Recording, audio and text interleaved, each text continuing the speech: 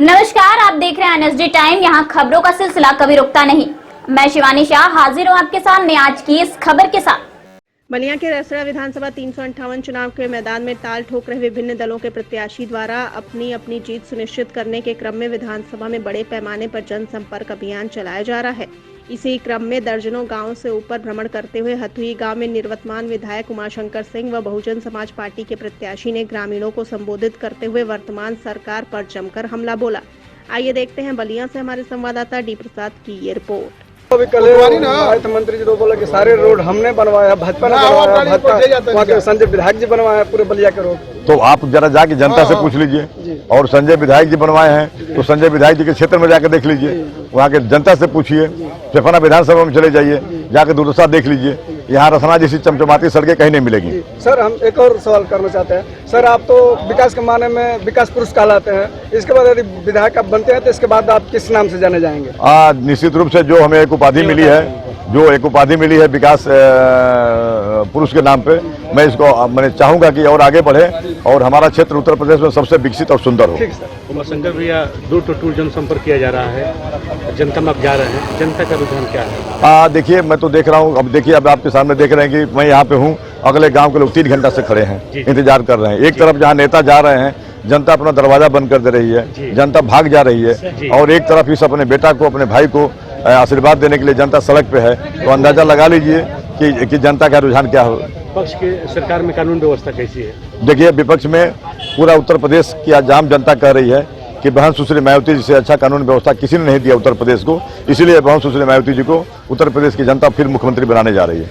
आप विपक्ष का विधायक रहे, 5 साल विकास किए, तो इस बार अगर जनता अगर हाथों को मजबूत करती है तो सर्वप्रथम कौन सरकार होगा जो सपना आपका है? देखिए, हमारे मन में जो एक रसना की चीनी मिल अभी बंद है, उस रसना की चीनी मिल को चालू कराना, अपने बलिया जनपद या रसना में हमें मेडिकल कॉलेज देना, ये सबसे हमारी प्रायोरिटी का काम है। उमाशंकर भैया, मुस्कुराते नहीं, थोड़ा मुस्कुरा के जवाब दिया करिए। नहीं, मैं तो कभी नहीं है, प्रश्न नहीं होता है। नहीं, थोड़ा हंसेंगे तो क्या अपने दर्शक देखेंगे? नहीं, देखिए, मैं तो लाख परेशानी आई, लाख सरकार हमको परेशानियों में डाली, जो भी सरकार रही, लेकिन मैंने किसी की भी समस्या इग्नोर नहीं किया। मुस्कुराते मुस्कुराते उसकी समस्या को सुना। मेरी पहचान वही है कि मैं मुस्कुराता रहता हूँ। पक्ष की सरकार कह रही कि हम इस बार 400 के पार हो जाएंगे, हमारे पास रोजगार है, रोजगार दिए हैं युवाओं को। अब ये बताइए, जिसको गिनती नहीं आता होगा, 403 सीट है और कोई कह रहा है कि 400 से अधिक सीट पा जाएंगे, तो फिर पूछना चाहिए कि छोड़े कौन है? केवल लसन छोड़े हैं क्या?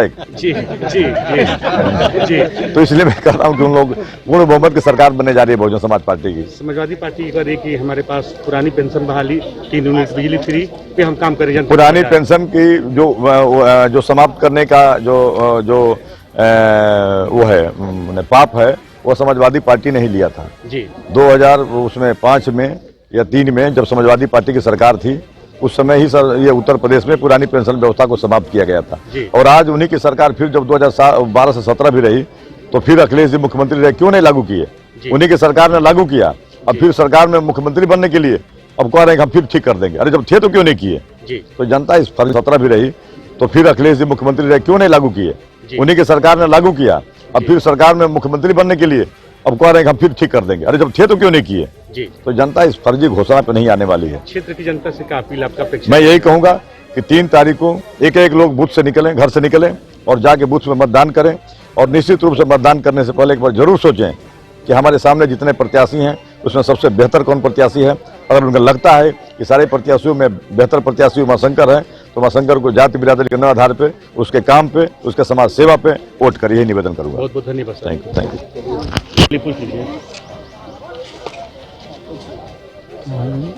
प्रधान जी, चुनाव 2022 का चल रहा है रसना विधानसभा का। इसमें बहुत तरह के प्रत्याशी लोग हैं हर दल से। अभी विधायक जी कहे हैं कि बरतासी मेढक की तरह लोग उपरा गए हैं, हम तो 5 वर्ष तक आप लोग का सेवा करते रहते हैं।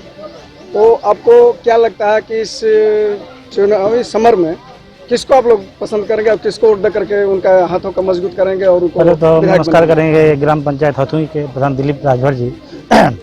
रसड़ा विधानसभा में जितने भी प्रत्याशी हैं, लड़ने के तो बहुत लोग लड़ रहे हैं, लेकिन रसड़ा विधानसभा में हम लोग विकास को वोट करेंगे। जो विकास पुरुष है उसको वोट करेंगे।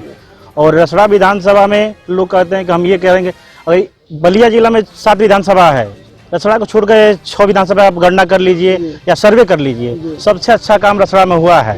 और रसड़ा में ये उमाशंकर जी भैया को ये कि उनके पार्टी की वजह से वोट नहीं देते हैं लोग, उन लोग हर एक बिरादरी जोड़ी है, एक व्यक्ति के विशेष वोट दिया जाता है। और उनके ये नहीं किसी जात को नहीं धर्म नहीं देते, हमेशा सेवा में वो 24 घंटे लगे रहते हैं, हमेशा ये इसमें कोई दिक्कत नहीं है और इसमें कोई संकोच नहीं रह गया है। पूरी जनता उनके साथ है और जनता उनको जिताने का कार्य करेगी। और जब जीतेंगे, जो 2 बार विधायक रहे हैं, तीसरी बार जब लगातार हम लोग बना देंगे तो और विकास हमारे रसड़ा क्षेत्र का होगा और पूरे उत्तर प्रदेश में इस रसड़ा विधानसभा का नाम 1 नंबर पे आएगा। यदि बलिया का गड्ढा मुक्त सड़क करने का काम किया है तो कौन किए हैं? गड्ढा मुक्त तो पिछली सरकार है और इस जो वर्तमान सरकार थी पिछली, मतलब अभी जो जोगी बाबा की थी, तो ये लोग कहते हैं कि गड्ढा मुक्त पूरा उत्तर प्रदेश हो गया है। अभी हाल ही में देखिए गाजीपुर और रसड़ा से तुलना कर लीजिए कितना फर्क है। हम किसी भी दूसरे हम विधानसभा में जाते हैं तो लोग दूसरे जिले की विधानसभा में जाते हैं तो लोग कहते हैं कि वहाँ के ये रसड़ा विधानसभा में वहाँ के जोगी, मोदी और अखिलेश उमाशंकर भैया ही हैं और कोई नहीं है। मैंने विकास पुरुष उमाशंकर जी हैं। हाँ, हर एक स्तर से मैंने आप लोग का वोट उमाशंकर, हर एक स्तर से सपोर्ट है। विकासशील व्यक्ति को न पार्टी विशेष पर न चिन्ह पे, लेकिन विकास पुरुष को, व्यवहार पे विकास पुरुष पे वोट हो जाएगा। आप ग्राम सभा के प्रधान हैं जी और युवा भी हैं। हाँ। मतदान 3 तारीख को होने हैं, होना है, लेकिन चेहरे पर मुस्कुराहट नहीं है। अरे कहे नहीं हो रहा है। ऐसा लग रहा है तो गांव के देखा जाए तब गांव के मालिक हैं, आपके बिना गांव में कोई पत्ता नहीं हिल सही बात सकता। है। तो हम जानना चाहेंगे जब वोट होगा तो मुद्दे पे होंगे कि विकास पे वोट होंगे? तभी तो हम बताया कि रसड़ा विधानसभा में जो भी जनता वोट करेगी एक विकास पुरुष के ऊपर वोट करेगी, विकासशील विधानसभा के लिए वोट करेगी, एक अपने विकास के लिए वोट करेगी, रोड के लिए वोट करेगी, नाली के लिए वोट करेगी और जो करेंगे। और आग्रह का करना खुद उनको मालूम है कहाँ रोडें खराब हैं, उनको बनवाएंगे, नालियाँ बनवाएंगे, लोगों को मान सम्मान देंगे। यही है। और अपना परिचय नहीं दिया। दिलीप भारद्वाज, हथुई ग्राम प्रधान। ठीक, तो आज कार्यक्रम के माध्यम से सभी क्षेत्रवासियों को कुछ अपील करना चाहेंगे, कुछ कहना चाहेंगे आप? घर से निकले, मतदान करें, अपने मताधिकार का प्रयोग करें। जी, बहुत बहुत धन्यवाद प्रधान जी। हम लोग चुनावी जनसंपर्क में घूम रहे हैं। आप सब तक अपनी बात रखने के लिए मैं यहाँ पर उपस्थित हुआ हूँ। जगह जगह नुक्कड़ के रूप में हम सब पहुंच रहे हैं। हालांकि मैं तो आपके बीच में हमेशा रहता हूँ। अगर मैं नहीं, अगर आप जब भी कभी याद किए, जब भी कभी आपके गांव में कोई फंक्शन त्योहार पड़ा, क्यों न सरस्वती पूजा ही हो, क्यों न लक्ष्मी पूजा हो, दुर्गा पूजा हो, किसी भी फंक्शन में जब भी आप लोग याद करते हैं तो हम या हमारे परिवार से कोई न कोई जरूर आता है। तो मैं तो पांचों साल रहता हूं और उसी क्रम में फिर आज भी आया। लेकिन 5 साल मैं केवल आप सबके लिए, जहां भी आप याद किए हैं, जब भी आप हमें खोजे हैं, अगर आप क्यों ना आप बता दिए हो कि कोई गरीब है, एक्सीडेंट हुआ है, कोई गरीब है, किसी की दवाई करानी हो, किसी गरीब की बेटी की शादी था, उसकी बेटी की शादी में मदद करना हो, जब भी आप याद किए हैं, चाहे विकास कार्य कराना हो, मैं उसको लगातार 5 साल तक बिना कुछ सोचे, बिना भेदभाव किए मैं लगातार करता रहता। लेकिन 5 साल बाद मैं आपके बीच फिर आया अपने लिए। 5 साल तो आपके लिए केवल चलता है और 5 साल बाद मैं अपने लिए आया।